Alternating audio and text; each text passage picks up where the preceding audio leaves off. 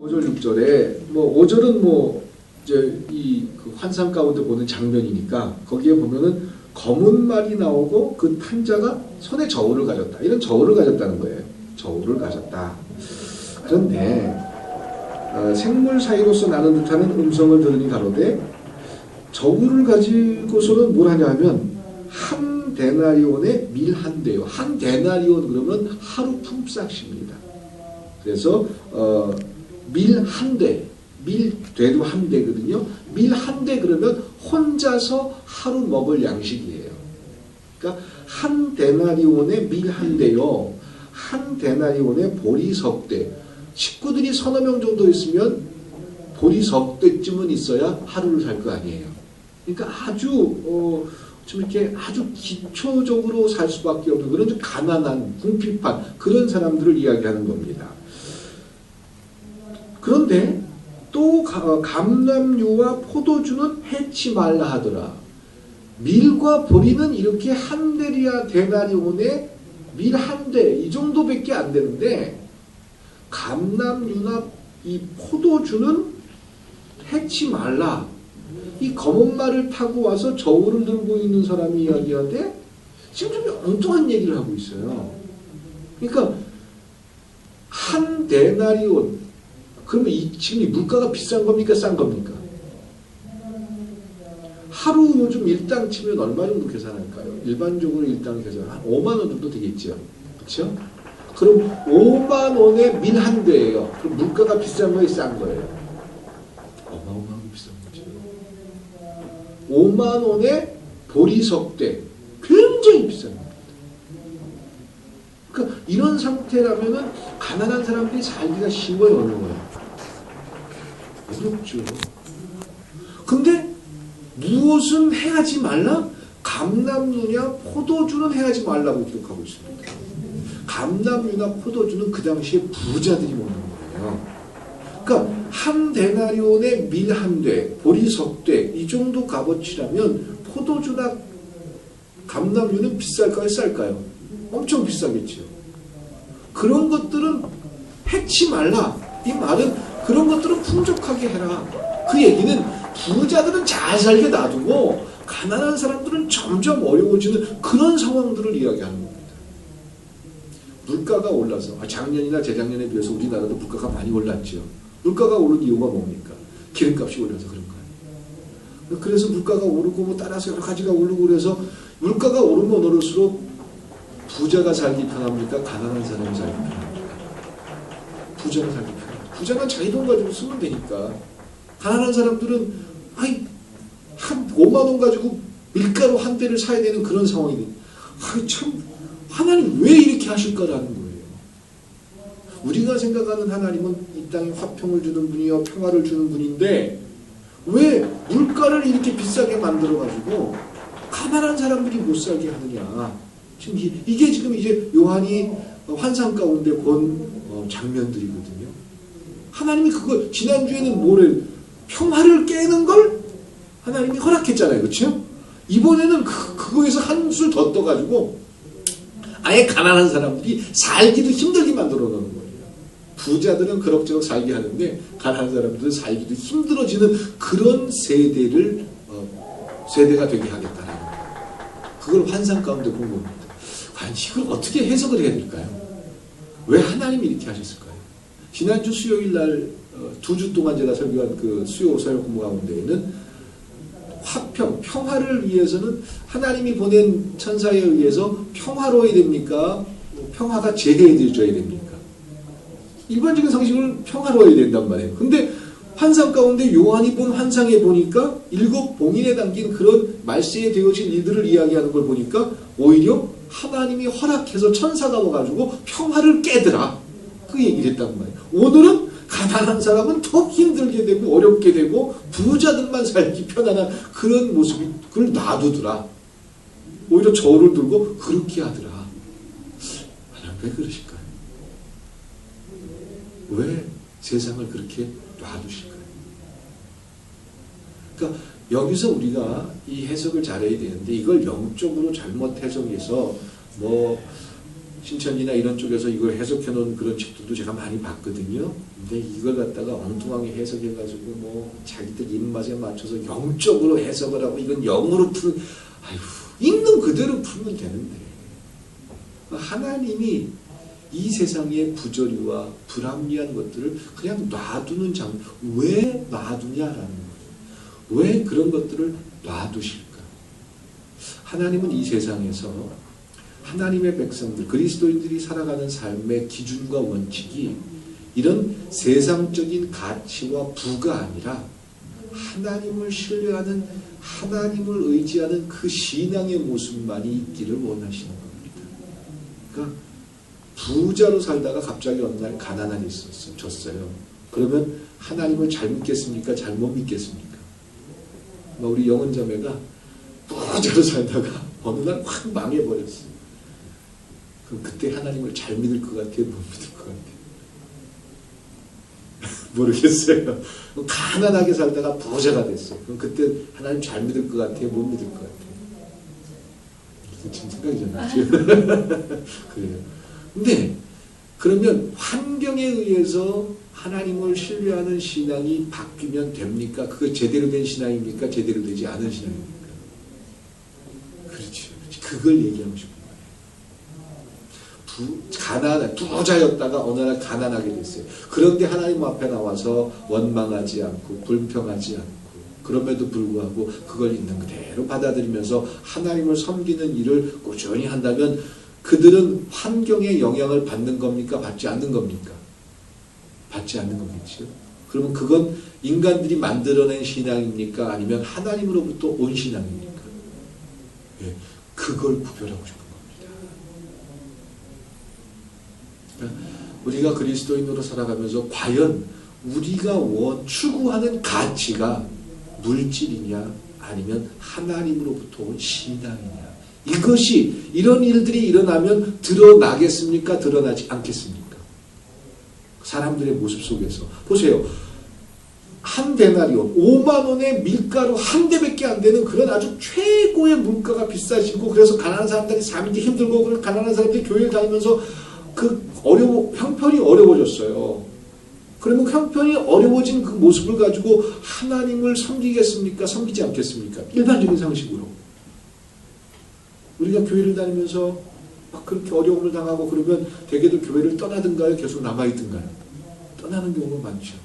그러면 그들은 신앙이라는 게, 믿음이라는 게 하나님으로부터 시작된 그 믿음을 통해서 어떤 환경과 상관없이 하나님을 사랑하는 마음과 하나님이 주는 마음을 가지고 이 땅을 살아가는 게 올바로 된 신앙인데, 부자로 살다가 어느 날 가난해졌거나 사업을 잘하다 망했거나 내가 원하는 걸 이루지 못했거나 그렇다고 해가지고 신앙을 버리고 하나님을 원망한다면 그들이 그동안 보여줬던 신앙생활 잘하는 모습, 하나님을 사랑한다는 말이 진짜입니까? 거짓말입니까? 예, 그런 것들이 드러나게 된다. 오늘 이 환상 속에서. 그러니까 우리가 하나님을 믿어요. 근데 우리 힘으로 하나님을 믿으려고 아무리 그래도 눈에 보이지 않고 들리지 않기 때문에 잘 믿는다는 게 쉽지 않아요. 그렇죠? 근데 하나님이 살아계시고 하나님이 성령을 통해서 예수를 믿게 해주시고 성령의 마음 가운데 우리를 붙들어 주기 때문에 하나님이 믿어지는 줄 믿습니다. 이게 제대로 된 신앙 아니에요. 그렇죠? 그렇게 제대로 된 신앙이라면 그들이 부자가 됐건 가난하건 사업을 성공했건 사업을 성공하지 못했건 내가 잘났건 못났건 대학에 붙었건 떨어졌건 상관없이 그들의 신앙은 변하면 됩니까? 안 됩니까? 안 되겠죠. 왜? 하나님으로부터 왔으니까. 그런데 인간들이 만들어낸 종교, 인간들이 만들어낸 신앙에서는 그런 변화에 의해서 신앙생활을 버리거나 하나님을 떠나거나 이런 일들이 있을 수 있습니까? 없습니까? 있지요. 그러면 우리가 살아가면서 정말 어려운 일을 당하고 고통을 당하는데 그런데도 불구하고 하나님을 신뢰하는 그 마음을 버리지 않아요. 그런다면 그들은 세상의 어떤 집이나 재물이나 명예나 세상의 힘을 의지하는 사람입니까? 의지하지 않는 사람입니까? 의지하지 않는 사람이죠. 그러면 그런 상황에서 그들의 신앙이 드러날까요? 드러나지 않을까요? 드러나겠죠. 말세의 이 세상 속에서 누구를 의지하고 무엇이 목표인지를 구별하는 하나님의 뜻입니다. 이게 바로 세례 요한이 본 환상 가운데 나타난 봉인되어진 인을 떼는 작업 속에서 나온 그런 환상이에요. 이걸 영적으로 어떻게 해석을 해서 뭐 누구 편에 서 있어야 되고 이걸 뒤집어 가지고 참 제가 볼 때는 참 어이가 없는데, 자 이제 제가 이걸 나눠드린 이걸 읽으면서 하면 좀 더 쉬워지실 거예요. 신앙이 환경에 따라 여러 가지로 변하는 모습을 많이 봅니다. 평안할 때는 이 모든 것이 하나님의 은혜입니다 라고 떠들던 사람이 어려운 일이 닥치니까 은혜는 사라져버리고, 하나님 제가 뭘 어떻게 했길래 이렇게 하십니까? 라는 불평과 원망만 남게 되는 것을 많이 봅니다. 결국 어려운 일이 있음으로 인해서 진심으로 하나님의 은혜로 살지 않았다는 것이 들통나는 것입니다. 그러니까 사람들이 신앙생활하면서 어려움을 당하는 경우, 나부터도 그런 일들이 있잖아요. 그렇죠?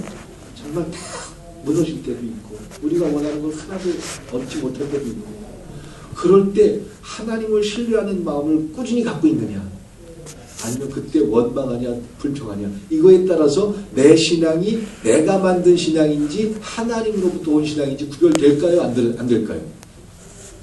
구별되겠죠. 우리 스스로도 나를 평가하고 그래서 내 자신의 모습이 드러나게 된다라는 거예요. 그래서 신앙이란 환경에 의해서 변하는 것이 아닙니다. 환경에 의해서 변하는 것이 신앙이라면 그것은 인간이 스스로 만들어낸 신앙이라는 증거밖에 되지 않습니다. 그러나 하나님이 친히 선물로 주신 신앙은 절대로 환경에 의해서 지배받지 않습니다. 그러니까 성경 전체에 나와 있는 여러 가지 사건과 사람들을 보면 하나님으로부터 주어진, 하나님의 성령을 통해서 주어진 믿음과 하나님을 사랑하는 마음들은 부자가 됐건 가난했건 뭐 또 높아졌건 낮아졌건 몸이 건강하건 건강하지 않건 변하든가요? 변하지 않든가요? 안 변하지. 신앙은 환경에 의해서 변해서는 안 되는 겁니다. 환경에 의해서 변해진다면 그건 신앙이에요? 내 스스로 나를 만들어 놓은 거예요. 내 스스로가 난 신앙생활 잘한다라고 스스로 착각하는 거겠죠. 되게 그래서 하나님 내가 어려움을 당했는데 하나님께서 나 이렇게 축복해 주셔가지고 저렇게 부자가 되고 자기 믿음을 자랑하는 것 같지만 실은 그들이 가장 낮은 위치에 떨어지거나 가장 어려운 일들을 당했을 때 그들의 모습 속에서 신앙이 정말 깊은 신앙이고 하나님께서 기뻐하는 신앙의 모습인지 아닌지 구별됩니까? 구별되지 않습니까? 구별됩니다. 어떠한 환경 속에서도 신앙은 요지부동일 수밖에 없는 것이 하나님이 은총으로 주신 신앙이다 라는 겁니다. 그래서 신앙이란 돈과 관계된 것도 아니고 지식과 또 지식의 성공과 관계된 것도 아닙니다. 자식의 성공과 관계된 것도 아닙니다. 신앙은 오직 그리스도의 십자가와 관계되어 있는 것입니다. 그렇기 때문에 돈이 있고 없고가 신앙에 영향을 주어서는 안 됩니다. 자식의 문제가 신앙에 영향을 줄 수 없는 것입니다. 동의하실 수 있죠? 신앙은 어떠한 환경의 영향을 받아서는 안 되는 것이다. 이것이 왜냐하면 신앙은 하나님으로부터 온 선물인데 하나님이 믿어지는 놀라운 결과인데 하나님께서 우리로 하여금 성경 말씀을 믿게 해주시는 축복인데 이것이 부자일 때, 가난할 때, 자식이 성공했을 때, 자식이 좋은 대학 갔을 때 이럴 때 변하거나 이러면 그게 제대로 된 신앙입니까? 아닙니까? 이것부터 우리가 선을 긋고 시작해야 됩니다. 환경에 의해서 영향을 받는 신앙은 종교에 지나지 않습니다. 모든 종교가 믿음을 말하지만 그 믿음은 자기를 위한 믿음입니다. 즉 나 자신이 먼저고 그 다음에 믿음이 있다라고 생각하는 것이 세상 속에 있는 종교입니다. 그렇기 때문에 내가 힘들고 사정이 어려워지면 얼마든지 믿음의 문제는 뒤로 미룰 수가 있다라고 여깁니다. 신앙이라는 것이 자기 중심으로 흘러가는 것입니다. 그러나 다시 말씀드리지만 그것은 종교에 지나지 않습니다. 이런 신앙이기에 자기에게 도움이 안 되고 이익이 없으면 얼마든지 버릴 수가 있어지는 것입니다. 그러니까 자기 스스로가 만들어낸 신앙, 자기 스스로가 생각하는 신앙의 기준들, 그러니까 자기 생각에 빠진 사람들은 자, 꿈에 있는 교회를 시작했어요. 그리고 꿈에 있는 교회를 통해서 하나님께서 축복하실 걸 믿어요. 우리는 아마 우리가 다 그런 믿음이 있을 거예요. 믿어요. 근데 이게 내가 믿는 건지 하나님이 믿음을 준 건지 구별을 해야 될 거 아니에요. 그렇죠? 그리고 시간이 지나왔어요. 하나님께서 교회를 위해서 열심히 헌신하게 하고 또 열심히 헌금도 드리고 열심히 봉사하게 하면 하나님이 축복해 줄 거다 이렇게 믿었어요. 그런데 열심히 믿었고 그렇게 열심히 했는데 시간이 좀 지났는데 자기가 원하는 대로 부자도 안 됐고 자기가 원하는 대로 복도 못 받았어요. 그때 무슨 생각하죠? 이 산이 아닌가 봐. 아, 여기가 아닌가 봐. 여기는 하나님이 없나 봐. 여기는 구원이 없나 봐. 그런데 어떤 사람이 와가지고 거기에는 구원이 없어요. 그렇게 신앙생활하면 안 돼요. 하나님 말씀을 쪼개고 해가지고 해야 돼요. 이렇게 얘기하니까 거기가 맞는 것 같아. 그래가지고 다른 데 가요. 또 다른 데 가가지고 열심히 하면은 자기가 원하는 걸 이룰 거라고 생각해요. 그리고 그걸 믿기 시작해요. 이게 믿음입니까? 믿음이 아닙니까? 네. 그런 경우가 우리 주변에 있습니까? 없습니까? 아니, 나 자신도 그렇게 생각할 때가 있습니까? 없습니까? 참 많죠. 그리고 스스로가 그냥 그렇게 믿는다라고 생각하면서 난 부자 되고 내가 원하는 거 이룰 거야. 하나님 나한테 주실 거야. 이렇게 스스로 자꾸 자기한테 세뇌를 시켜요. 근데 믿음은 그게 믿음이 아닙니다. 믿음은 하나님이 우리에게 앞으로 그런 일들이 있게 될 것을 믿어지게 하실 줄 믿습니다. 그러니까 하나님으로부터 온 믿음이지 우리 스스로가 나 자신에게 최면을 걸고 어떤 사람이 교회에서 열심히 일하고 헌신 많이 하고 헌금 많이 드리니까 그 사람이 복받아 그래가지고 나도 복받고 싶어가지고 열심히 헌금 드리고 열심히 봉사하고 이거는 내 믿음입니까? 하나님으로부터 온 믿음입니까? 내 믿음이죠. 그게 자기 중심적으로 생각하기 시작하는 거죠. 그 상태에서 하나님이 준 믿음이 하나님이 주는 생각이 나를 바꿀 수 있겠습니까? 없겠습니까? 없는 거예요. 그러니까 자기 모순에 자꾸 빠지기 시작합니다. 이 교회에 나와서 열심히 봉사하면 내가 그동안 사업하면서 어려웠던 문제가 해결될 거야. 난 그렇게 믿기 시작했어요. 그리고 열심히 기도하면서 그렇게 될 거라고 생각했어요. 근데 안 돼요. 누구 책임이에요? 하나님 책임이라고 생각하기 시작합니다. 그리고 교회가 잘못됐더라고 그때부터 생각합니다. 그러면 그런 생각을 가지고 있는 사람들이 다른 교회를 가거나 다른 데 가서 신앙생활하면 자기들이 원하는 걸 이룰 수 있을 것 같습니까? 없을 것 같습니까? 하나님이 살아계시다면 그런 생각을 가지고 있는 상태에서 자기가 원하는 걸 이룰 수가 죄송하지만 없는 거죠. 그건 스스로 최면에 거는 거에 불과해요. 사업을 잘하려면 물론 하나님께서 열어주시고 하나님께서 축복하셔야 될 줄 믿습니다. 근데 사업을 위해서 최선을 다해서 내가 할 일들을 찾고 내가 할 수 있는 어떤 일이든지 뛰어들고 해야지 사업을 잘하는 거지. 그냥 성경 열심히 보고 있으면 기도 많이 하고 있으면 하나님이 알아서 그냥 뭐 사업이 통통 열리고 로또가 맞게 그런 게 아니지 않습니까? 근데 그동안 교회들이 그냥 교회 일 열심히 하고 기도 많이 하고 회사가 지금 부도 나든 말든 그냥 교회 와서 열심히 봉사만 하면 알아서 부도도 막아주고 이럽니다 라고 많이 선전을 하고 설명을 하다 보니까 믿음에 대해서 착각을 하기 시작했어요. 그러니까 하나님이 내 문제를 해결해 준다라는 확신과 기쁨을 가지고 그 부분을 가지고 하나님 앞에 나아가는 게 아니라 내 스스로 나 자신한테 내 중심적으로 나 자신한테 자꾸 명령하기 시작했어요. 할 수 있거든이 무슨 말이냐. 믿는 자에게 능치 못할 일이 없을 거다. 성경으로 날마다 암송을 하면서 그래 난 할 수 있어. 난 무조건 하나님 원하는 대로 해줄 거야. 그러면서 내 입장에서 내가 원하는 것을 이루기 위해서 끊임없이 스스로에게 세뇌를 시킵니다. 그리고 그 일을 믿기 시작합니다. 그리고 그 일을 믿기 시작하는 그런 모습 속에서 이게 성령께서 주시는 마음이요. 이게 믿음이다. 라고 스스로 받아들이기 시작합니다. 왜 그런 인생이죠? 신앙생활을 자기 중심적으로 하기 시작했다는 것입니다. 신앙생활은 내 중심적으로 할 때 하나님이 무슨 말을 해도 들을 수가 없어요. 내 중심에서 하나님 중심으로 옮겨질 때 비로소 하나님이 우리에게 원하는 것이 무엇인지 발견하게 되고, 하나님으로부터 오는 믿음과 하나님으로부터 오는 성령의 위로와 성령의 약속이 우리의 삶의 근거가 될 줄 믿습니다. 이게 신앙이다라는 겁니다. 자, 그 다음부터 읽어봅니다. 때문에 오늘 우리는 하나님을 믿는다라고 말하기 이전에 과연 나 자신이 환경의 지배를 받고 있는지 아니면 하나님에게 지배를 받고 있는지를 깊이 생각해 봐야 할 것입니다. 우리의 신앙이 환경에 의해서 수시로 변하고 있는 것은 아닌지 생각해 봐야 합니다. 어떤 환경과 상황에서도 오직 하나님이 하신다라는 그 마음이 남아있는 것, 이것이 바로 하나님이 주신 신앙입니다. 그래서 신앙이란 하나님을 믿는 것입니다. 그냥 하나님이 아니라 지금도 살아계셔서 하나님의 뜻과 하나님의 계획을 이루시기 위해서 일하시는 하나님이다라는 겁니다.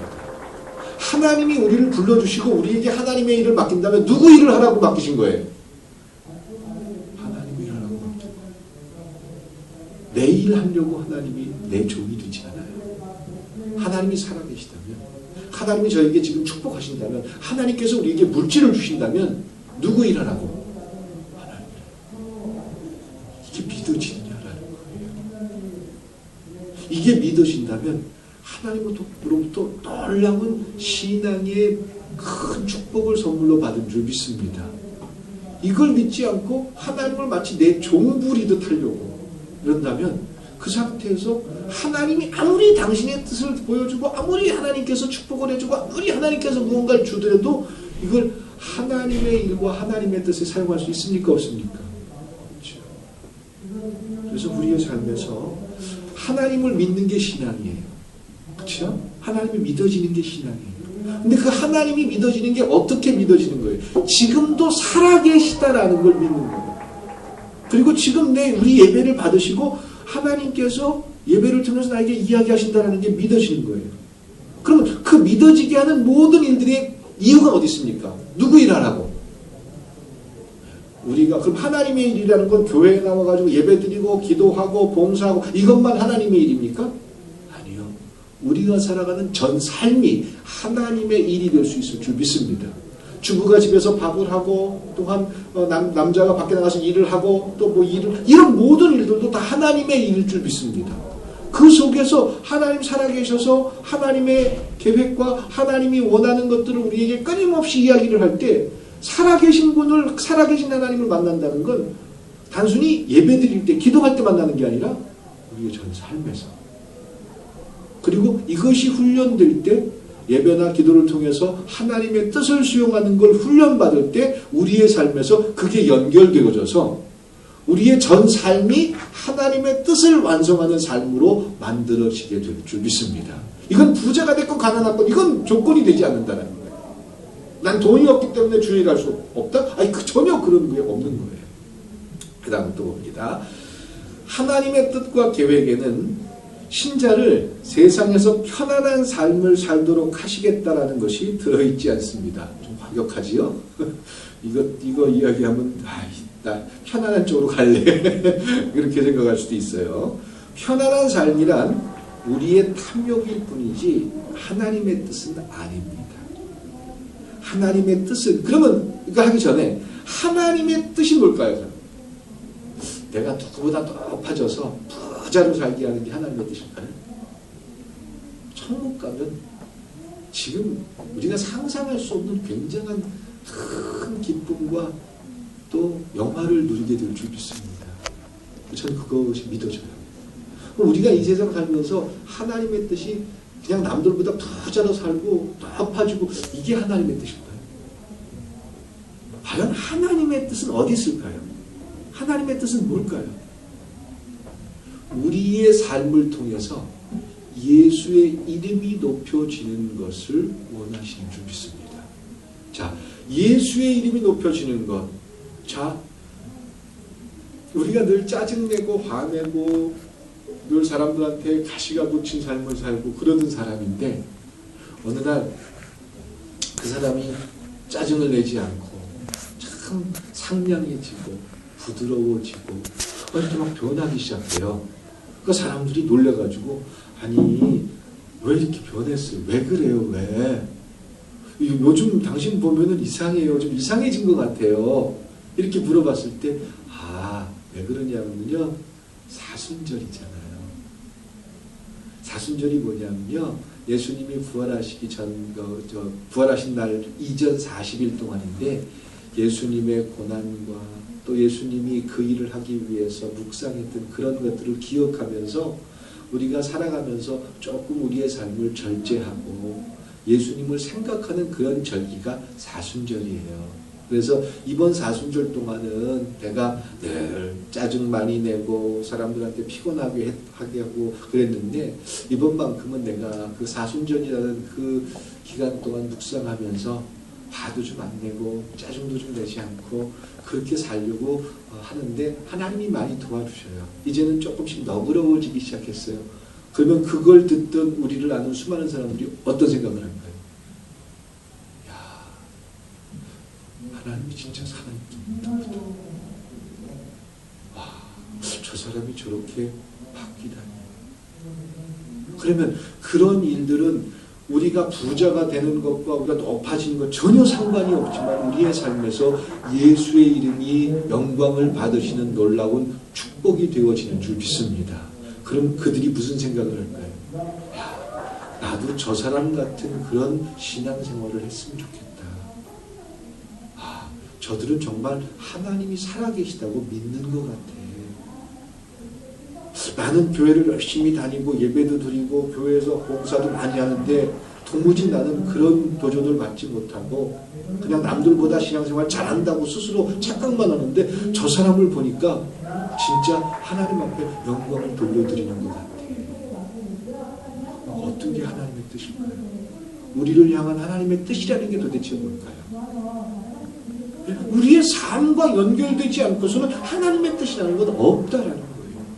그래서 그 하나님의 뜻을 수용하는 사람들은 환경이 부자가 됐건 환경이 가난해졌건 지금 힘들건 힘들지 않건 그들의 삶에서 하나님을 신뢰하는 모습을 흔들리겠습니까? 흔들리지 않겠습니까? 어떤 경우에도 흔들리지 않아요. 그게 바로 하나님으로부터 시작돼요. 하나님을 믿는 사람들, 하나님이 살아계시다라고 고백하는 자들의 삶일 줄 믿습니다. 그 다음을 볼게요.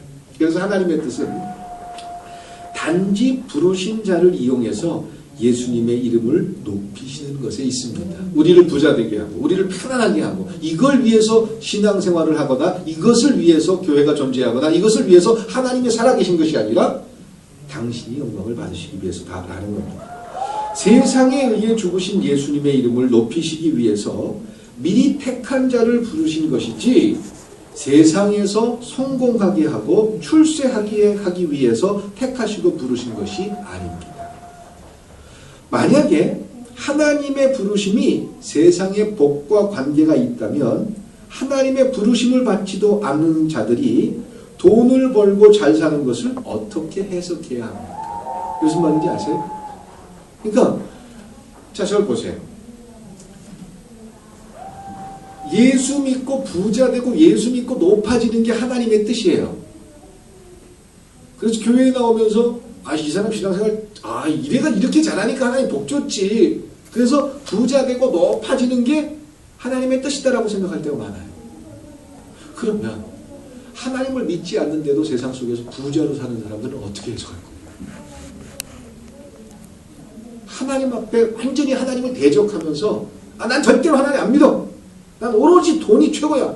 그러면서 돈 많이 벌어가지고 예수 믿는 사람보다 훨씬 부자로 사는 사람들이 이 땅에 있습니까? 없습니까? 그건 어떻게 설명할 거예요? 교회에서 그렇게 날마다 복 받아야 돼, 복 받아야지. 하나님께서 당신 마치 복 받지 못한 사람들, 부자 되지 못한 사람들은 마치 하나님 앞에 버림받은 사람들인 것처럼 그런 형태로 설교들을 하거나 그런 형태로 이야기하는 경우가 있습니까? 없습니까? 그 사람들한테 물어보고 싶은 거예요. 그러면 이 세상에서 하나님 믿지 않고 저렇게 부자로 사는 사람들, 그들은 어떻게 해석할 수 있습니까? 왜 하나님이 그들한테 그렇게 큰 부를 허락해 주셨습니까? 대답할 방법이 없습니다. 자, 그 부자들 앞에서 그 다음으로 한번 읽어볼게요. 부르심을 받지 않고도 잘 사는 사람들 앞에서, 그러니까 하나님을 모르는 사람들 앞에서, 하나님을 모르고 부자로 사는 사람들 앞에서, 하나님 없이 난 세상에 부자야 이렇게 사는 사람들 앞에서 우리는 하나님께서 불러주셨고 우리 하나님께서 축복해 주셔서 이렇게 잘 살게 됐습니다. 이렇게 부자가 됐습니다. 목사인데도 이렇게 좋은 차 타고 다니고 좋은 집에서 삽니다. 이러면서 그 부자들 앞에서 스스로 자기를 자랑하고 하나님이 복 줘서 내가 이렇게 부자 됐습니다. 하나님이 능력 줘서 이렇게 큰 목사 됐습니다. 그런 하나님을 믿지 않는 부자들 앞에서 큰 소리 치면은 그들이 뭐라고 할까요? 아이고 웃기는 놈들. 하나님 안 믿어도 난 이렇게 부자를 살아야 된다. 그럼 그거 뭐야? 라고 그들에게 이야기할 때 그들 앞에서 우리 뭐밖에 안 돼요? 조롱거리밖에 안 돼요. 예수 믿는 사람들은 가난해야 된다. 부자가 없다. 절대로 그렇지 않습니다. 하나님께서 사용하는 수많은 사람들 가운데 큰 부자들도 있는 줄 믿습니다. 이 세상의 최고의 부자들은 하나님 잘 섬기고 하나님 잘 믿는 사람들 가운데에도 참 많이 있습니다. 예.